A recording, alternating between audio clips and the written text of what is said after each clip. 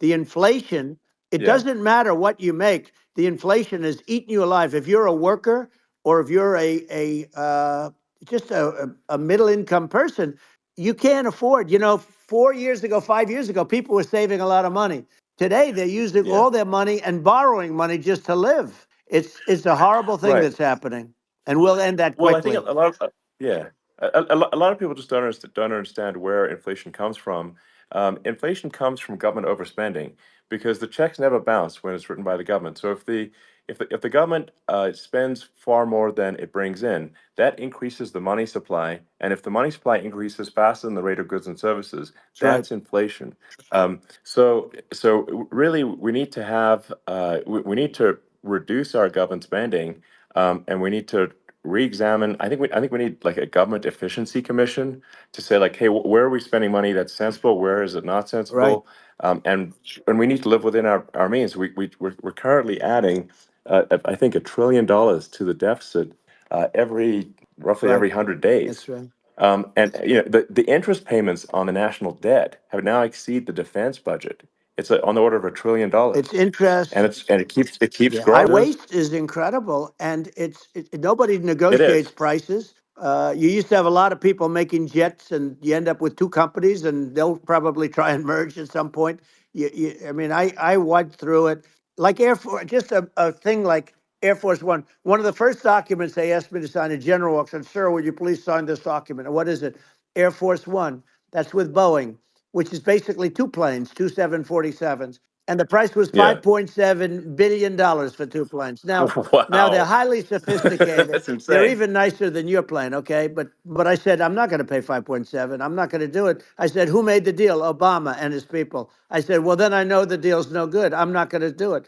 And over a course of about 4 weeks, by my saying I'm not going to do it, I got the price reduced by $1.6 billion for the exact same plane. You can now take that and multiply that out times thousands of other Exactly. items. And Multiply it by yeah, a the zillion, numbers are and yeah, yeah. astronomical. I agree with you. Well, I mean, I think it would be great to just have a government efficiency commission that takes a look at these things and just ensures that the taxpayer money, the taxpayers' hard-earned money, is spent in a good way. And I'd be happy to help out on such a commission I'd if love if it. it were formed. Well, you're the greatest cutter. I mean, I look at what you do. You walk in and you just say, uh, new head of a place called Argentina, and he's a big, Malay's awesome. he's great, and Yeah. he's a big MAGA fan. You know that he ran on MAGA, and I hear he's doing really a terrific job. It's called Make Argentina Great Again. It worked out perfectly. He came in, he bought a lot of hats, he brought everything, but he's doing a big job. He really cut. And I'm hearing Yeah. they're starting to do pretty well. Inflation's getting down. They had like Yes. Exactly. 2,000%. They had inflation like not normal inflation. They had the real deal. But we're going to Yeah. have that pretty soon. We have. I think we Yeah. have the worst inflation we've had in 100 years. They say it's 48 years. I don't believe it. I think we have the worst. They Yeah. don't include a lot of the items that should be included. You know. Yeah. Well, it's just from government overspending and not spending taxpayer money Yeah. effectively, and having just like so many departments, you can't even name them all. And what Milei is doing, is he's cutting government spending. He's simplifying things. He's having putting in regulations that make sense. And we're Argentina overnight is experiencing a giant improvement That's in right. prosperity.